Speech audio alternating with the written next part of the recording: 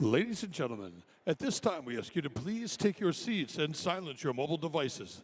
Our program is about to begin.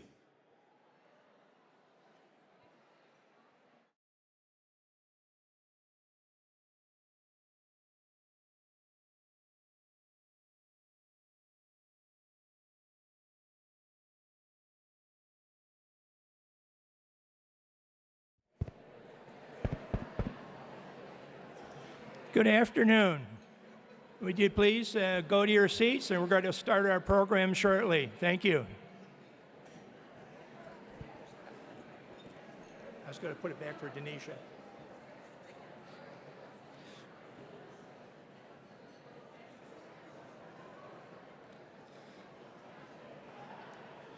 Good afternoon, and thank you for coming today. My name is David Ferris, and I'm privileged to serve as board chair of the Rochester Area Community Foundation. I'm honored to welcome all of you to our 2023 Philanthropy Awards and report to the community. If you've been to this event previously, especially before COVID, today's program is a bit different, and we hope you'll enjoy it. I'd like to introduce Denisha Ortiz, a member of our board of directors.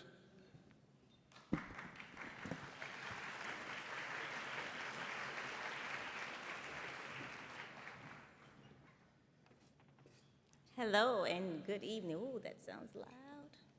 You guys hear me okay? Awesome. Change is a concept that holds immense power. Imagine change as a circle. Just as a circle, or even your luncheon table, brings individuals together. Change is not the work of a single person, but a collective effort. Each person within the circle plays a vital role in creating impact. The charge to make that change illustrates the transformative process within a community. That charge can come in many forms, like batteries. These tiny powerhouses provide power to electrical devices, the necessary energy for transformation. Within a community, these batteries can represent the resources, financial, human, material, or even intellectual, that ignite the journey towards change. A network of wires that carry electrical charges symbolizes the connections and partnerships within a community, supporting and facilitating change. And when our batteries or resources run low, there are others who step in to continue the electrical current. And the symbol of progress is light, of course. When the electrical charge reaches the bulb, it illuminates new ideas and solutions. Now, let's light up this room together. First, direct your attention to the center of the table and where there's a vase surrounded by wires and a small, clear connector. Did you find it? It's right in the middle. you'll notice that one wire is not connected. Please look around your tables. Please have the person from your table with the longest hair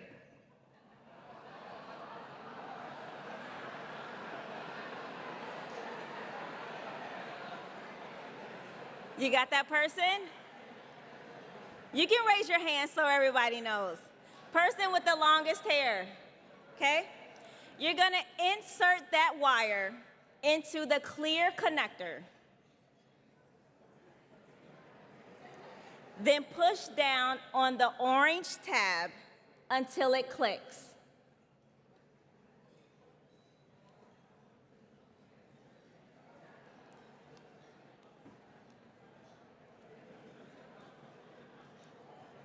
We got it? Long hair, wires, insert, orange tab, click. Now, the person with the shortest hair, yes, no hair counts, needs to add the batteries to the clear battery pack. Now, some of y'all then went ahead and not following the instructions.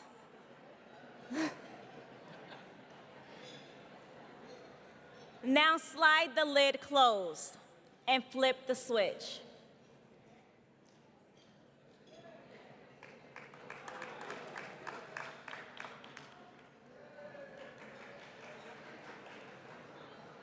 Some of them may be struggling.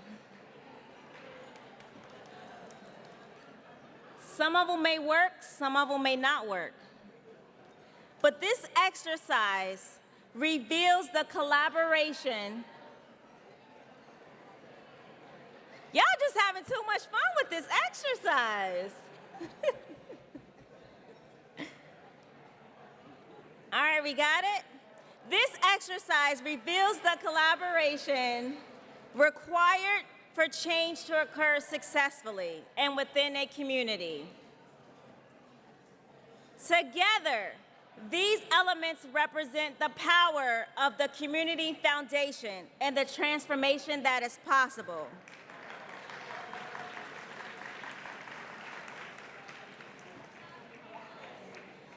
So as you can see, some people got it really quickly, some people it took a while, and some it didn't even work at all. But that's the beauty of working together to figure it out. But sometimes some connections don't always work, and that's okay. And that's where we find different resources to help find how to make it work. So thank you so much for working together at your table to make your centerpieces shine.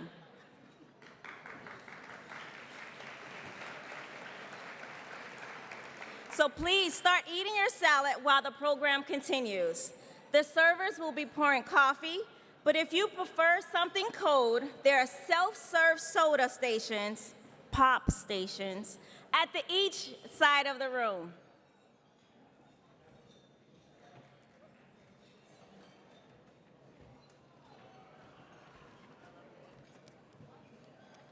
Good afternoon. My name is Erin Berry, and I'm the Vice President of Community Programs here at the Foundation. Our department manages all of the discretionary grant making and community leadership. Last year, together, we granted $4.5 million to take charge of change. While you eat your salads and we have a captive audience, we wanted to provide you, two of our grantees, with the opportunity to tell you about their work, the impact they are making, and how we are helping. The Living Well mission in Yates County provides a range of emergency services to individuals and families in crisis. Over the years, it also has evolved into a nimble responder to critical community needs as they arise, including the county's devastating flash flood in 2014, and more recently, the COVID-19 pandemic. I am honored to introduce Reverend Sandy Pearl, Executive Director of the Living Well Mission.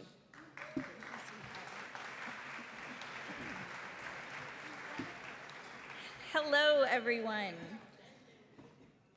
As a very small nonprofit organization in a very large pond, it can often be intimidating and overwhelming to provide and to apply for grant funding.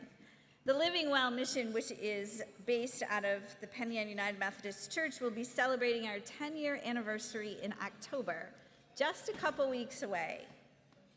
As I was compiling a list of top 10 supporters, I was not surprised at all to see the Rochester Area Community Foundation included.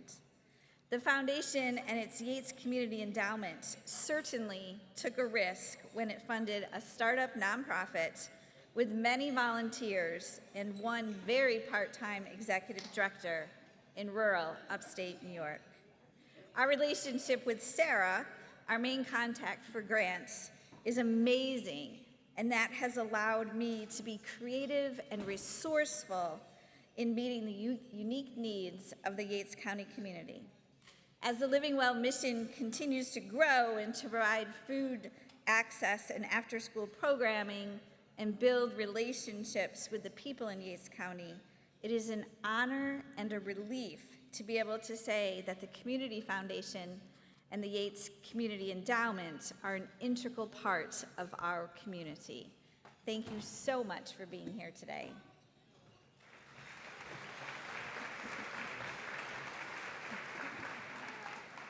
Our next speaker is from the organization Connected Communities. This Rochester nonprofit was established to help guide holistic revitalization of the Emma and Beechwood neighborhoods, where about 8,300 people live. These efforts include addressing the need for mixed-income housing, cradle-to-career education, community health and wellness, and long-term economic development, all to help reduce poverty. Please welcome Dr. LaShunda Leslie Smith, Executive Director of Connected Communities.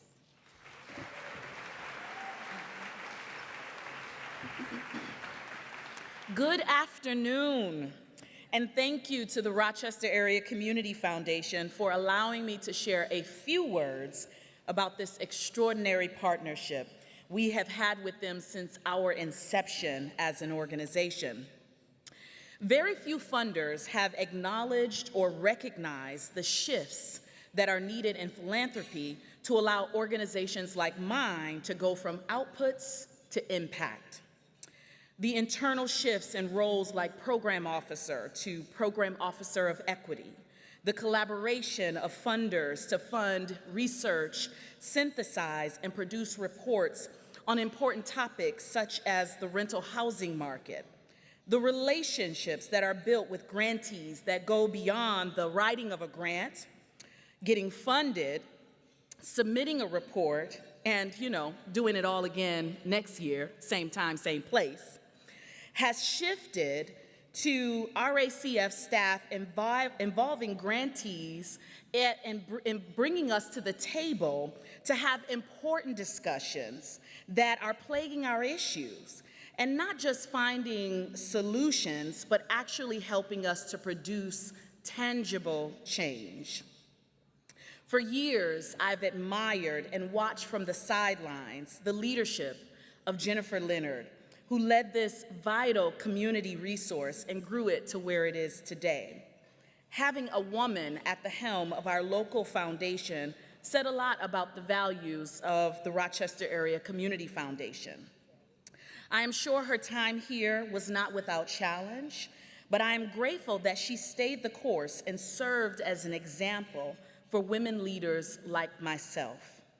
It is not lost on me, however, that we have entered a new era, one where leaders like myself, women leaders, and people of color, and more importantly, the populations that organizations like mine serve, can further see themselves in the leadership of our local community foundation. Representation matters. Thank you. To say that I am proud of the choice that the board of directors of RACF have made in choosing Simeon Bannister as Jennifer's successor is an understatement. Amen, amen. In fact, the entire village is proud. I am grateful for and look forward to growing an even deeper relationship with the people who work so hard to not only find the funding, but steward the funding to allow some of our most vulnerable community members to have what they need. Thank you, RACF, for partnering with boots on the ground to champion equitable change. Thank you.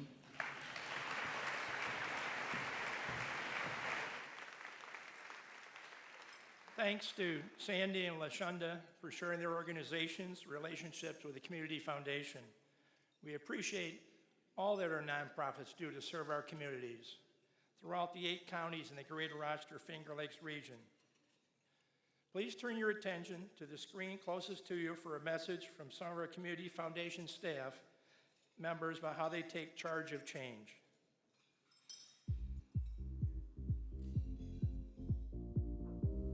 I take charge of change by empowering others to take charge of their legacy.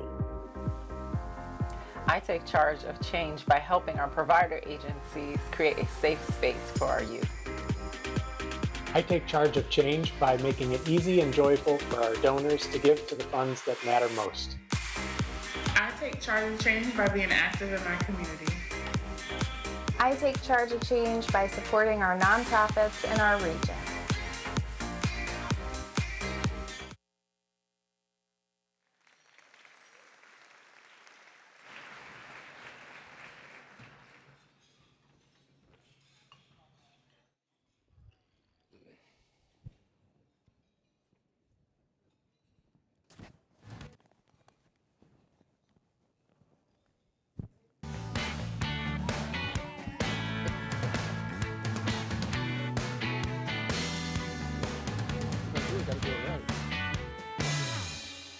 Okay, we're back at it. For the next segment of our program, I have the honor of introducing 2 people who may not need introductions. And now, if you want to cue that music. I think we got it. I'll continue on. So let's sit back and listen to a fireside chat featuring Community Foundation President and CEO Simeon Bannister and Evan Dawson, host of WXXI's Connections with Evan Dawson, which airs every weekday from noon to 2 p.m. Well, thank you. Thanks, Dave.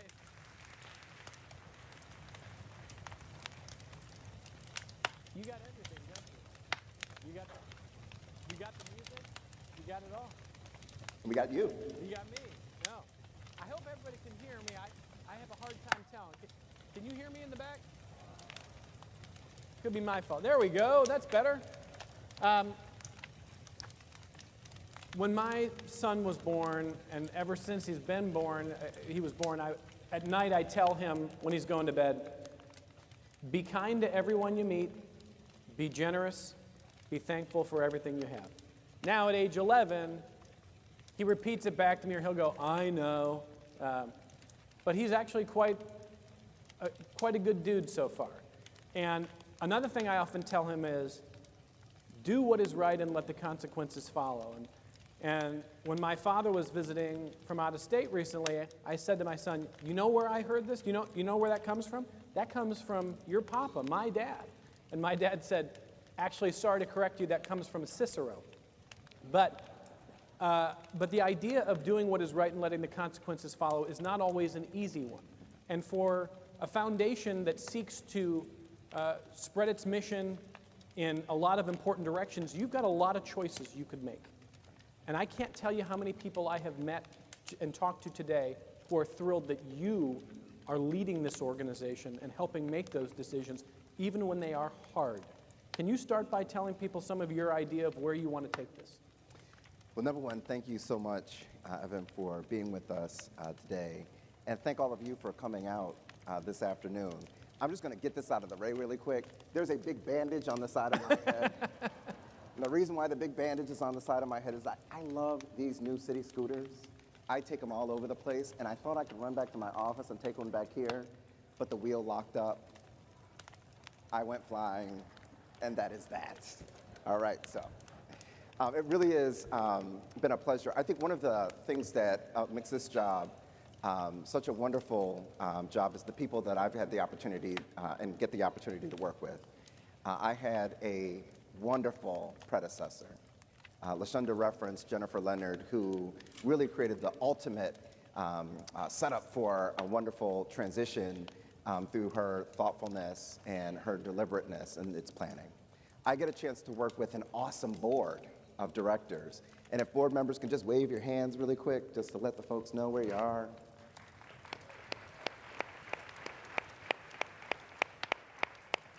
These wonderful volunteers contribute to the process of making those kinds of decisions that are going to impact Rochester.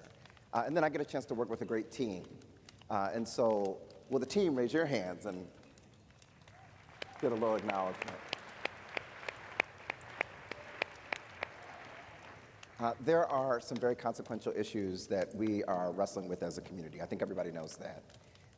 And what makes this all work is really what you see on your table, the ability to be networked together with folks that care about Rochester and its future, who are working hard to make a difference. And that's really what it comes down to.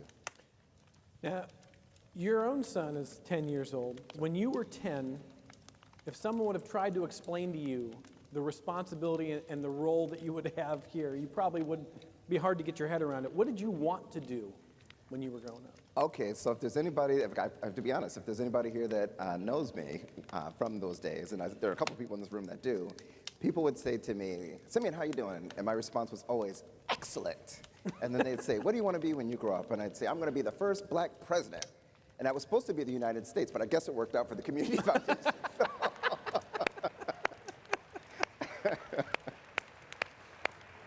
But all jokes aside, in a lot of ways, my own life was touched by the Community Foundation before I even knew that the Community Foundation existed. I was a recipient, for example, of a scholarship from the Urban League Black Scholars, which the Community Foundation has supported for quite some time.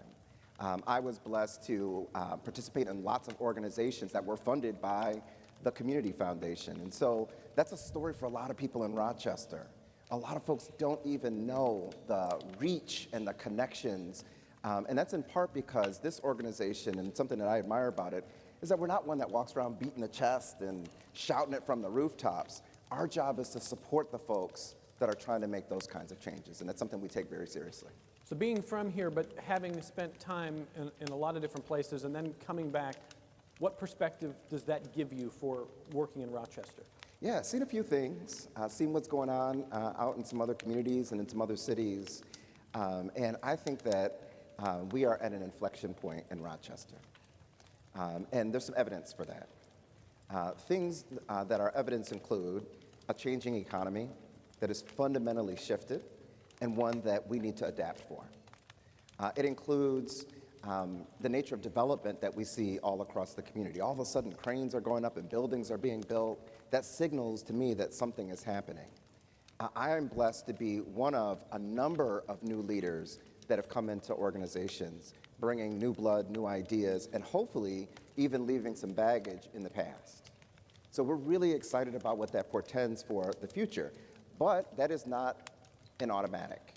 We've got to make the right choices. We've got to make the right decisions. We're excited to leverage every piece of information, everything that we can learn. I enjoy being part of several cohorts. There's a group, CF Leads, which is a national collaboration of community foundations. We're drawing on the best that this nation has to offer to inform what we can do right here in Rochester. And I'll tell you that my own aspiration for this community is that we become a national leader in social innovation.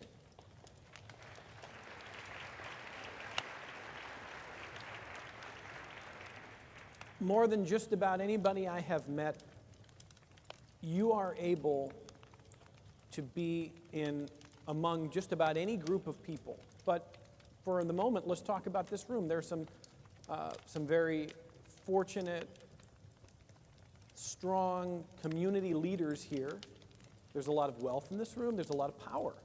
And you have always been able to communicate in a way that doesn't shy away from being bold and speaking truth to power. And there was a time where you talked to me after I had done a public event at the Little Theater, and you talked to me about the importance of holding people to account when there has been systemic harm when things are not where they need to be. And I have never forgotten that because I respect you and I admire you so much. And when it's difficult, I remind myself, if Simeon is here, I'd have to ask this question. And Simeon may not be in the room, but he's going to call me later and say, you didn't ask. You left this on the table. You're able, I think, to be direct even when it would be easier not to be as direct. And can you talk a little bit about how you now grow into your role, knowing that some of what you want to do might make some people uncomfortable? Is that fair? Well, so, I've come from the school of thought that embraces the old aphorism that the truth shall set us free. And there's an opportunity for us as a community to make the kind of progress. But being honest doesn't mean being harmful. It doesn't mean that you have to be mean-spirited. We can have honest conversations that are productive and that are constructive and that help set the parameters for a future that's brighter than the day that we're experiencing right now. And so I'll just say that there are some truths that we have to be able to discuss in this community. If we understand our history, if we understand where we've come from, it will light the way for where we are headed. One of those that we have to be honest about in Rochester is that we have had a history of exclusion. That's just the truth. And the fact is that if we have so many people that are not participating in the economic vibrancy in this community, that does have a cost. And we can see that cost. If you own a Kia, you might see that cost.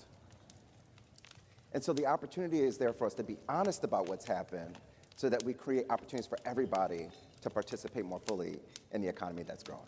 So now let's talk about where philanthropy and where direct sort of various kinds of programs and initiatives can take root and make change, because already RECF is growing in new directions, and that's just to say nothing about your predecessor and the great work that's been done here. I say that as a journalist, but someone who also lives here and appreciates what you do. Just last month, we talked to RCF about moving more into and targeting rural counties and not forgetting the need that exists outside of an urban center. Tell me about how you're starting to try to target in different directions. Absolutely. So we're super excited about this body of work. I want to let everybody know that we're committed to the work that's historically been so much of what the Community Foundation has been able to accomplish, and particularly in areas like early childhood where there's really been an outstanding record that has been so impactful for so many of Rochester's kids. But we're also given the opportunity to start to explore some new vistas. We're looking at things like the environment, environmental justice and sustainability, and climate change, because things are changing. I think we can all appreciate that, and we want to be positioned as a community that we can deal and adapt and mitigate as best as possible. I bet that was Abby McHugh for clapping. Abby was hoping I would ask you about climate change, but I didn't even have to ask. But we're also excited. The Community Foundation, we cover 8 counties. So it's the counties that are adjacent to Monroe County, plus Seneca and Yates. I know Yates is in the house. And we're so grateful to be able to engage really in the breadth of this region. Over the last year, I've had a chance to spend time down in Penn Yan and Dundee and Lyons, out in Wayne County, zipping over to Medina and Orleans County, getting to connect and talk and engage with more folks to see how the flexibility of this community foundation can have an impact in the entirety of our region. What's really exciting is that there's some interconnective tissue between what's happening in Monroe County in our urban areas and what's happening in many of the towns across the region. And what's even more interesting is that there's a lot to learn from one town to the next town. And so we're connecting with folks, and that's a big part of what we do as a community foundation, is to serve as a hub, to serve as a connector, to be those batteries on your table, to give folks the inspiration that they need in order to solve our greatest challenges and to realize some of our most promising opportunities. Yeah, you can applaud that, absolutely. Tell us about work at the Hall of Justice. Yeah, Hall of Justice. So if you've been to the Hall of Justice lately, the courthouse, if you walk in, there's a new kiosk, there's a new desk there, a community desk. And that project was born, frankly, I was down at the courthouse visiting with a judge, and I got to the court a little early, and I was eavesdropping, to be honest with you. I mean, I was like listening to somebody else's conversation. And I heard a senior that had come out of housing court, and she had just been evicted. And she was really struggling with what to do next and where to go next. And it just occurred that wouldn't it make a lot of sense to have a place right in the courthouse when folks are in their most urgent moments, when they're thinking about the issues that they're trying to confront. And instead of sending people all over the place, why not have a spot in the courthouse? So that desk is there. I want to give a shout out to Goodwill, who I know I saw Jen in the house. We're so grateful for that collaboration and that partnership. And I have to give a tip of the cap to the court system. Folks should know that is the first of its kind in New York State.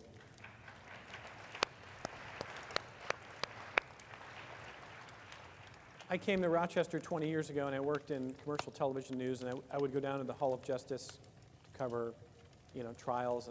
And one thing that I have sort of seen, and just to kind of put in a little plug for what we do at XXI, is I'm a little concerned about media that covers incidents but not issues.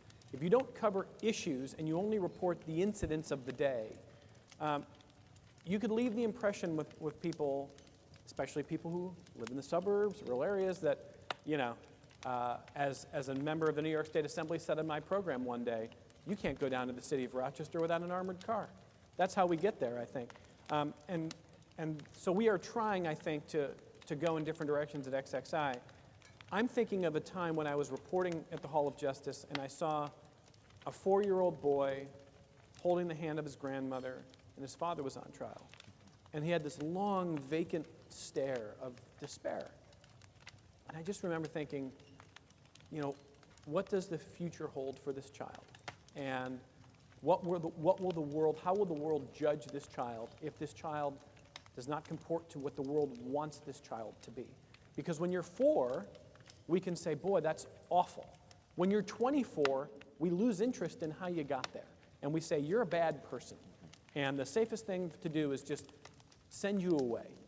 And I wonder how you see that issue and what RACF, is there a role to broaden our thinking and to ask the right questions? Yeah.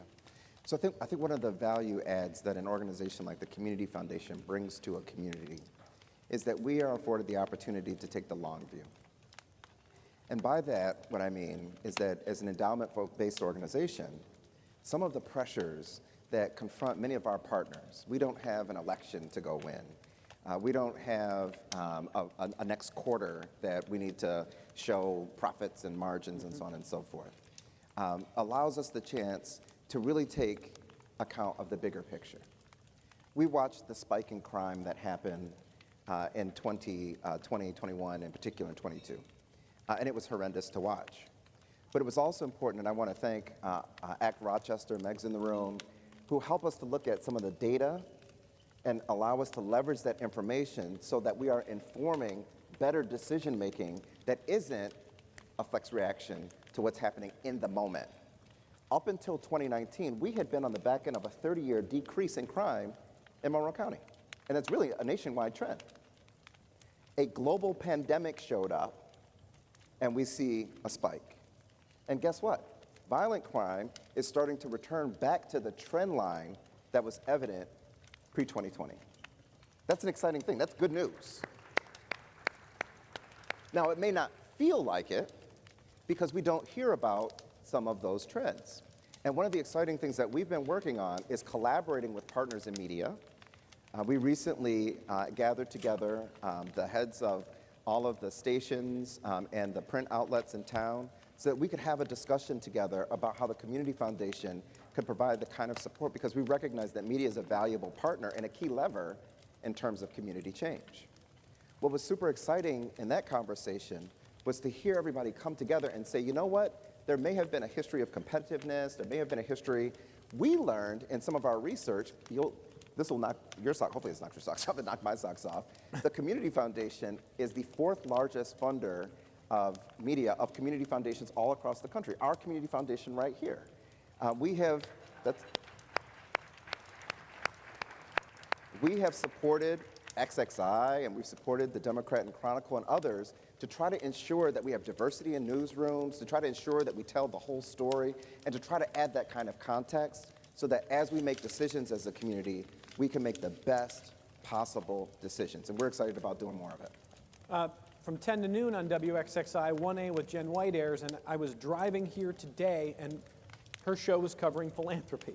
And one of the issues they were talking about was in a society with a lot of wage disparity and wealth disparity, you see concentrated wealth. That's the reality.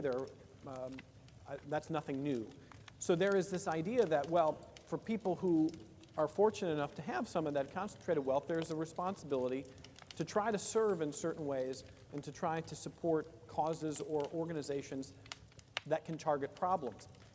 What they were talking about on the show today was that in recent years, there's been, in some places, donor fatigue. It's been a struggle. I don't know that that's the case here, and I want to give you some space to kind of talk about what RACF is seeing and what this community is like. Yeah. Well, let me just testify about Rochester and give a whole lot of pats on the back to the folks that are in this room.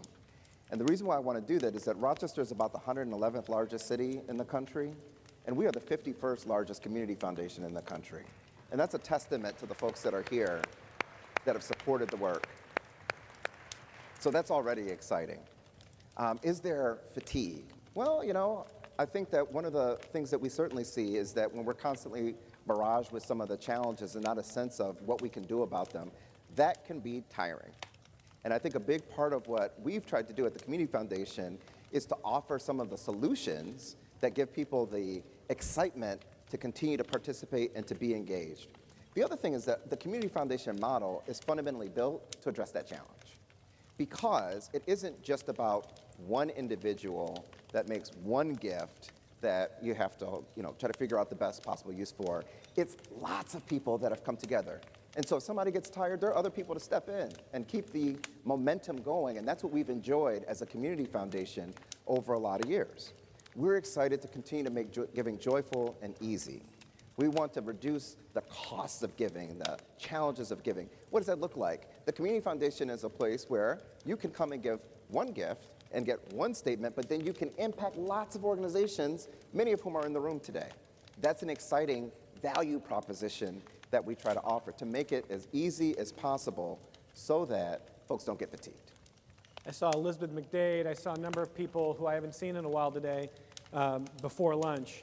And some I didn't even realize had connections to RACF. Yeah. So you're doing a lot more than I even realized, I have to say.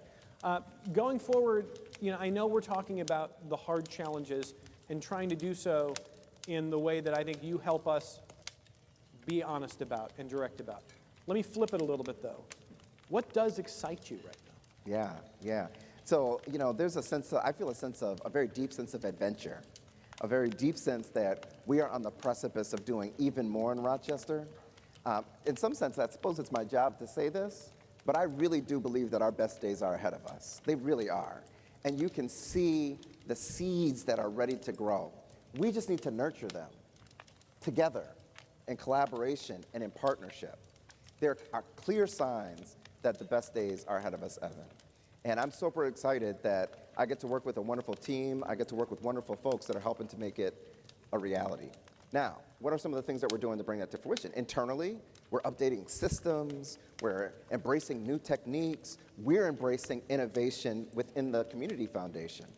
Externally, we're looking at new partners, bringing people together in different kinds of ways, figuring out how we integrate more community voice, and ultimately trying to deliver impact, demonstrable, tangible, and very real impact. So there's a couple things I want to hit before they play the music and force me off the stage.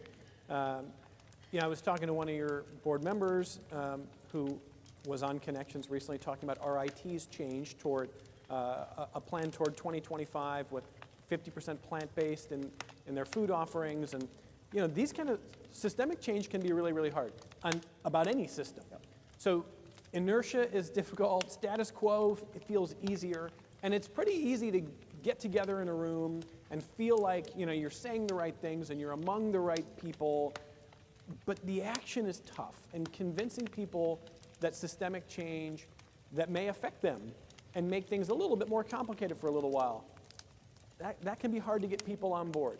What is your special sauce to get people on board with systemic change when the status quo would be easier? Yeah. There's a guy named Peter Senge. He's a thinker that talks a lot about systems theory. And one of the things that he describes is that the further the distance of the solution is from the problem, the more challenging it is to get people motivated to move. And so what we've got to do is, to use a good sports metaphor, we've got to stack some wins.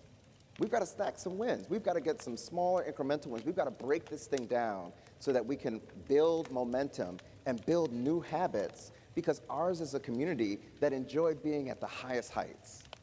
In many ways, Rochester was the top of the heap. We've had our challenges. For us to start climbing again, building momentum, growing, that's what it's going to take, I think, to demonstrate to people that it truly is possible. So we're super excited, and we've got some great examples to share. Hopefully you saw some of those on the other side of that curtain during the reception, and you can look forward to a whole lot more, and I think they're about to cue the music. I'm going to squeeze one more in here then before we play the music. Fair enough. What do you need most right now? I mean, obviously, I'll tell you what WXXI needs. We need, money. There's a lot of things that organizations need. But we also need sort of positive energy, and I feel that from you today. I'm not just saying that because you're not kind enough to ask me to come talk to you on stage. But I respect sort of the optimistic warriors who can see the tall challenge, but are going to do so and attack that in a way that's optimistic. What do you need to make your term at RACF, however long it is, and I hope it's a long one, successful? We need you. It's very simple. We just need you. We need your collaboration. We need your partnership. We need your energy. We do need your money. We need you to bring your heart to the work of this community. We need your ideas. We need your dreams and your aspirations for Rochester. And we need you to be willing to come together with other people to make it real. And if you're willing to do that, the Community Foundation is absolutely willing to provide the vehicle to make that as accessible as possible.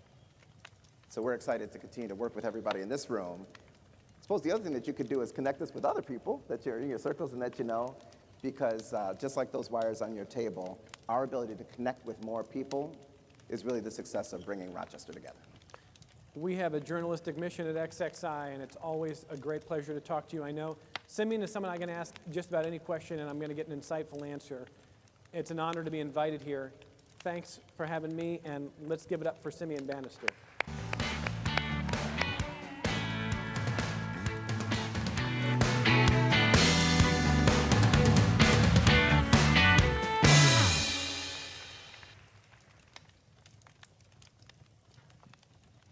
Okay, now we're going to change it up a little bit. Good afternoon, everyone. I'm Annette Jimenez-Gleason, Senior Program Officer for Vitality at the Community Foundation. If you have not seen Chiva Theater Center's adaptation of The Wizard of Oz, don't miss it. It has its own twist and dash of sassiness. And there's still time to experience this fun and whimsical spin on the timeless tale based on the iconic 1939 film. By the way, where's the wizard? He's in the house. There he is.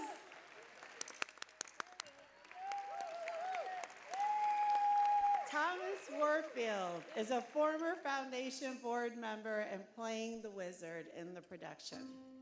And now we are delighted to present Jiva's Tin Man, played by Barnaby Reader, who is originally from the other Oz, Australia.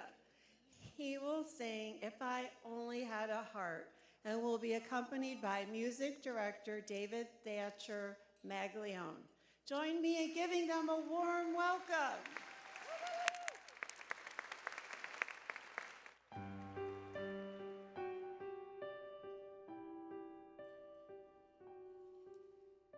When a man's an empty cattle, he should be on his mettle, and yet I'm torn apart.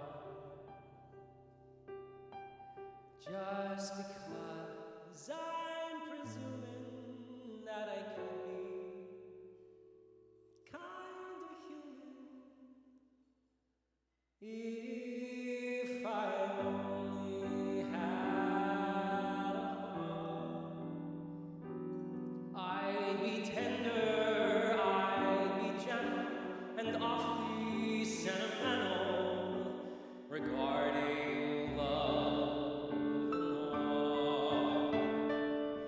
I'd be friends with the sparrow and the boy who shoots the arrow if I only had a heart. Picture me a balcony above, a voice sings low, away far out my Romeo. I hear a beat, how sweet, just to register emotion, jealousy, devotion, and really feel the part. I would stay young and chipper, and I'd lock it with a zipper if I only had a heart.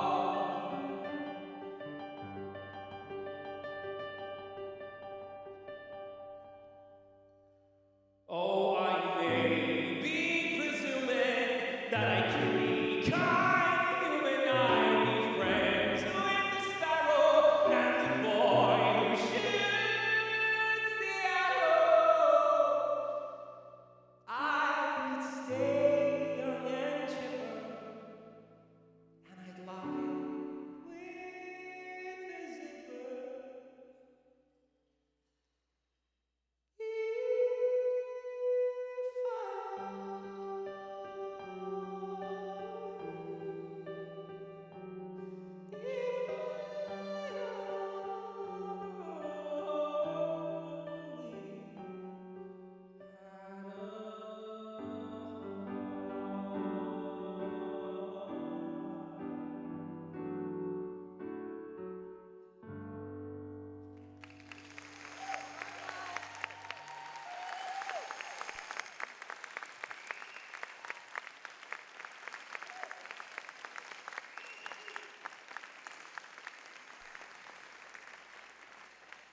Wasn't that amazing?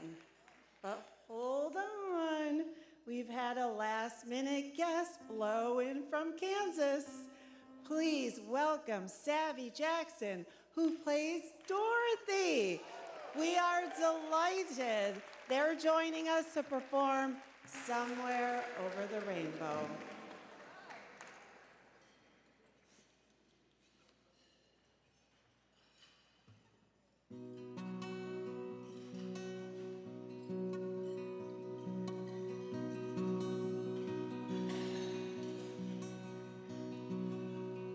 When all the world is a hopeless jumble and the raindrops tumble all around, and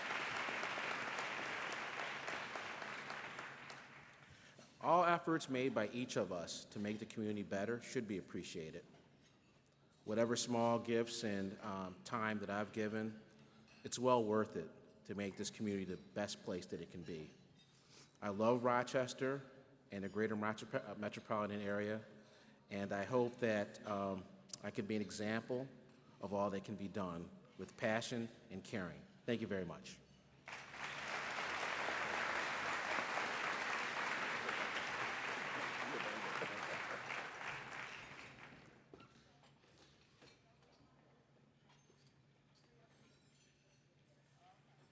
For Krishan and Jamala Thanik, giving back was what they did every day in their medical practices. He as a gastroenterologist and she as an anesthesiologist. They worked long days, 12 to 14 hours, to ensure that their patients got the best possible care.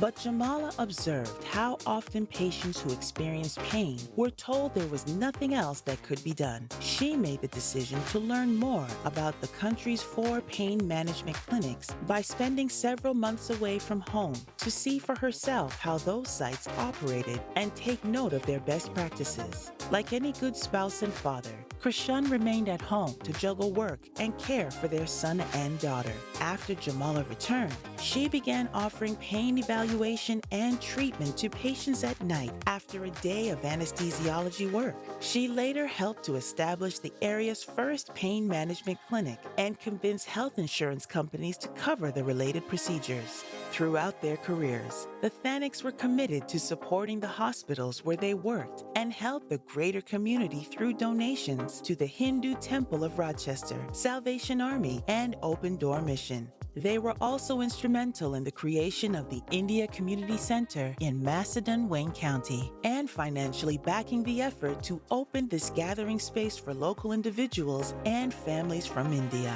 Their relationship with the Community Foundation began in 1996, beginning with contributions to the annual campaign. They later created 3 different funds to support their personal charitable giving and the community and its residents in the future. The Thaniks regularly hosted dinners for the annual An Evening Out at Home gala in their Pittsford home, serving traditional Indian food that Jamala made herself. Krishan joined the foundation's board of directors in 2015 and served on several committees through 2021. Krishan and Jamala, we are grateful that for more than 50 years, you chose to make Rochester your home and have made so many wonderful contributions through your medical careers and with your giving. Please accept this 2023 Philanthropy Award with our deep appreciation.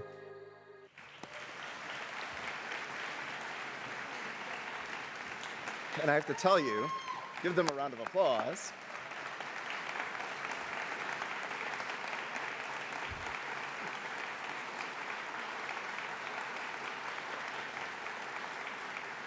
And I'm especially grateful to the Thaniks because they raised a wonderful son who checked me out to make sure that I could continue today. Please join me in congratulating Drs. Krishnan and Jamala Thanik.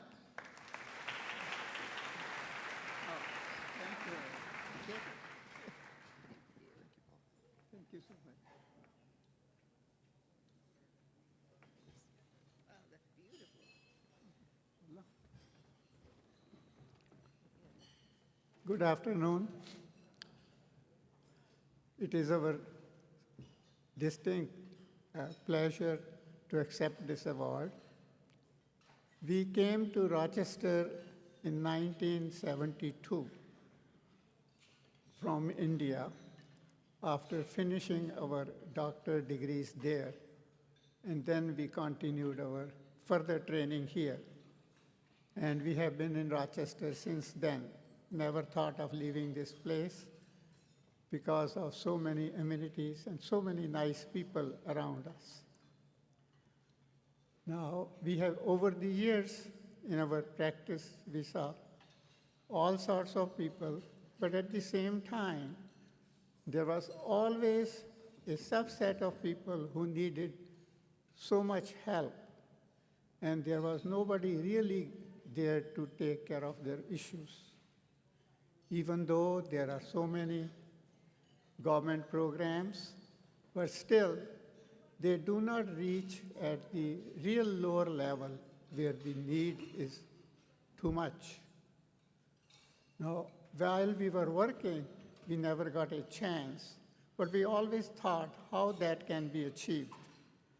After my retirement, we got involved in the Community Foundation, and I have been on there, as mentioned, at the board level, at the different committees, and I did realize how thorough their work is.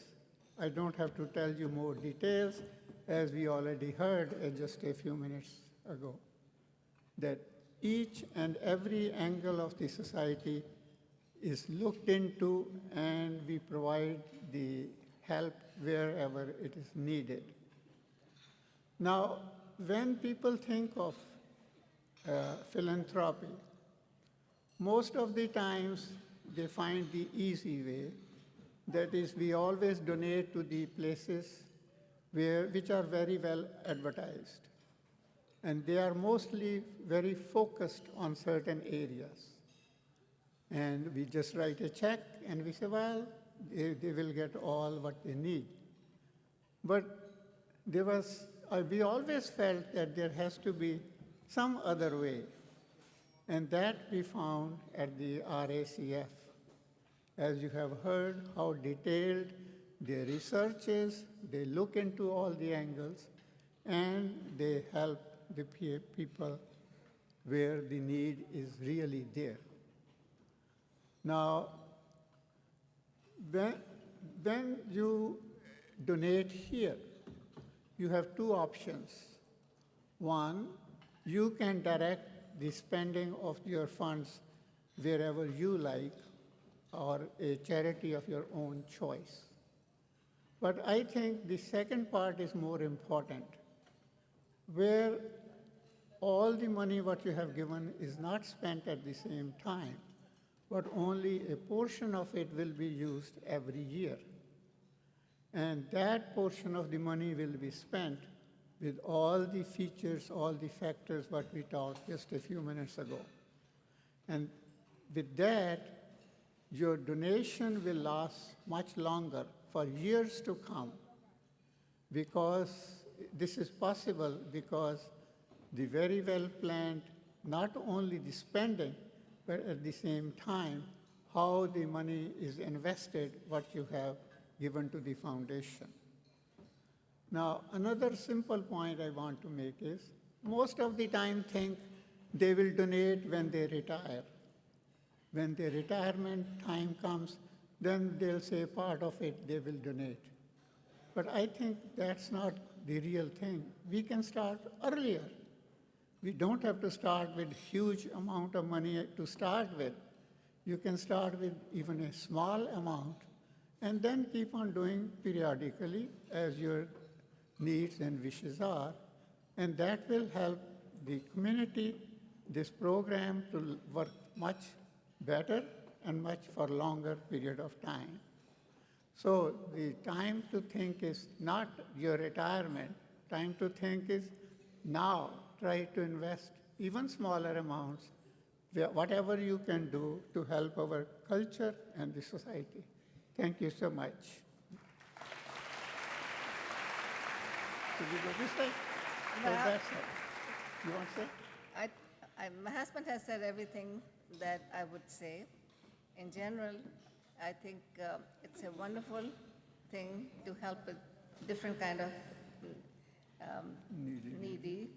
And we are fortunate enough that we can afford to take care of those whenever it's needed.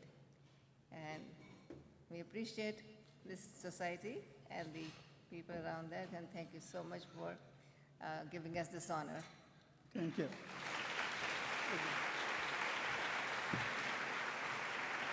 Don Hall can certainly say he had a stellar career under the stars, but indoors, at planetariums. He even had the unique opportunity to train NASA astronauts to recognize 54 specific stars that could be guides to keep the spacecraft oriented in case navigation equipment failed. Don has many quirky things he's passionate about, From hamburgers, zinc grave markers and architecture, to Tiffany glass, the mansions along East Avenue, and organs, to name a few. Through extensive research, this Ohio native transformed his fascination with these topics into 19 talks that he's given hundreds of times, locally and across the country. He deposited speaking fees from each presentation, along with contributions from investments and sales of his various collections, into the Donald S. Hall Fund at the Community Foundation. One day, proceeds from his estate will be the final gift to the fund, which will carry on his legacy and love for history, historic buildings, and artifacts. Don has been asked many times what he would have been if he hadn't been in the planetarium field. A philanthropist, he always replied. That was a joke at one time, but now I am one, he said. Don's love of exploring, storytelling, and presenting has been sidelined by Parkinson's and reduced his one strong voice to a whisper. He is unable to join us today, but we sent a team from the Community Foundation to him to present the Joe U. Posner Founders Award, the Foundation's highest honor. Don, on behalf of the staff and board of the Rochester Area Community Foundation, we present you with the Joe U. Posner Founders Award for all that you've done for the community now and forever into the future. We will be celebrating you and your fund and all you will do for historic preservation and for our community. We're so delighted that you said yes to this recognition. Congratulations.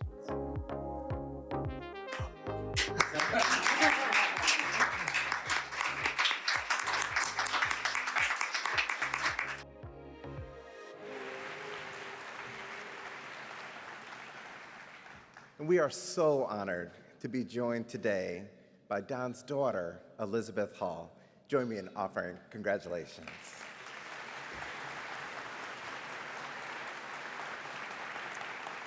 Thank you, Simeon, and congratulations as well to Todd and the Thanics.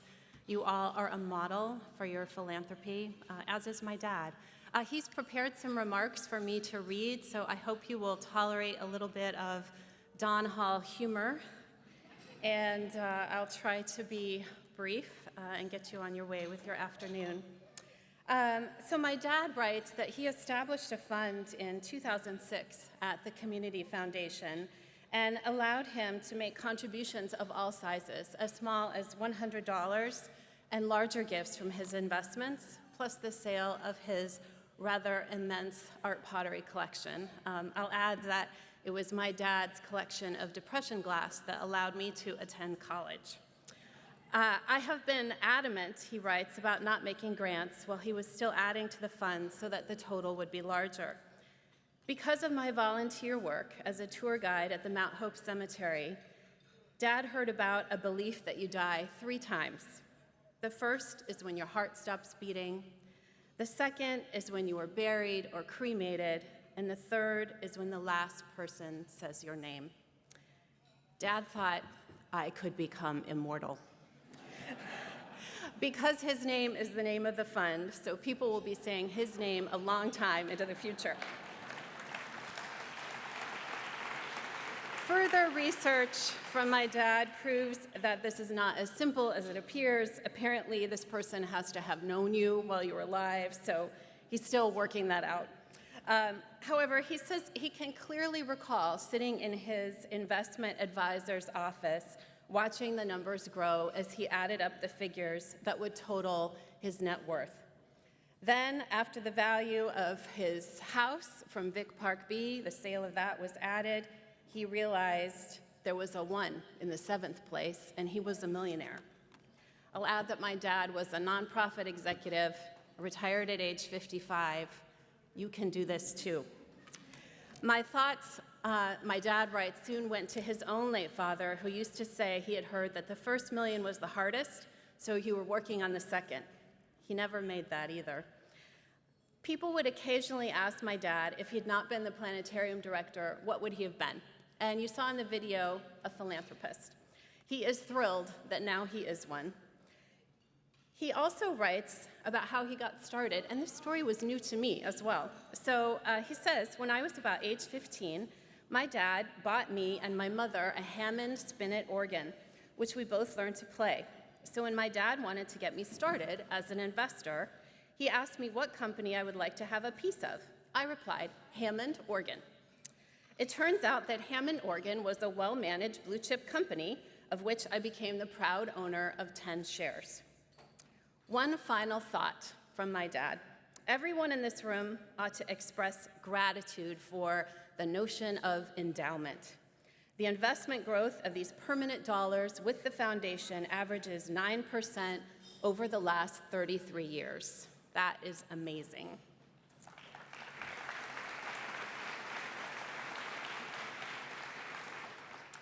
Thank you so much for the opportunity to share my dad's voice. Thank you for the award.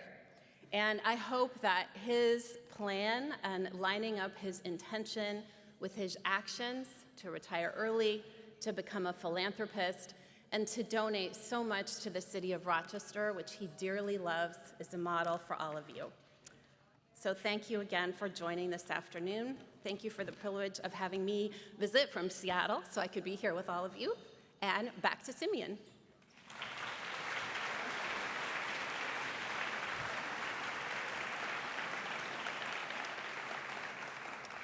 Well, thank you, Elizabeth, for sharing your father's message with all of us. And I want all of you to join me again in congratulating the 2023 Philanthropy Award recipients, Don, Todd, Christian, and Jamala. We are so grateful for their many contributions to our region and for inspiring each of us to do what we can do to take charge of change. I have some more gratitudes to hand out.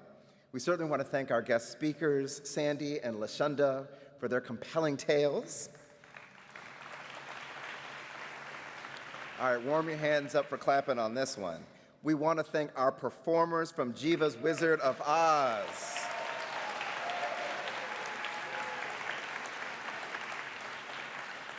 And since your hands are already warm, give a shout out to my friend Evan Dawson from WXXI.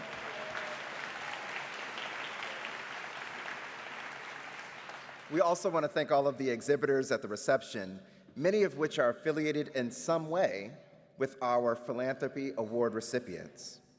I'd like to acknowledge the enthusiasm, the dedication, and the passion and energy of our Community Foundation staff.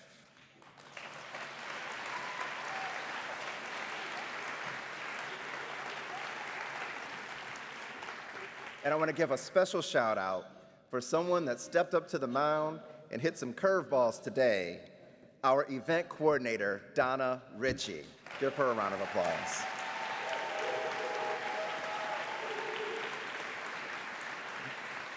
We also want to thank the Convention Center staff and our AV provider, CMI, for ensuring that this event went smoothly.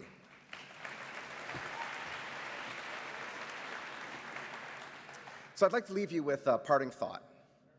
One common misconception about electricity is that when you flip the switch, one electron flows after another individually, thereby creating current. That's what many of us were taught. And as it turns out, that is incorrect. What actually happens is that when the switch is flipped, the electrons start to vibrate. And that vibration affects other electrons, so they start to vibrate. And eventually, that vibration creates an electronic and a magnetic field, and that magnetic field is what turns on the light. 51 years ago, Joe Posner flipped the switch. Donors and community partners have been vibrating ever since. And it is in this spirit that I invite you to make a choice to take charge of change. And together, we will shine the light. Thank you for coming and have a great rest of your day.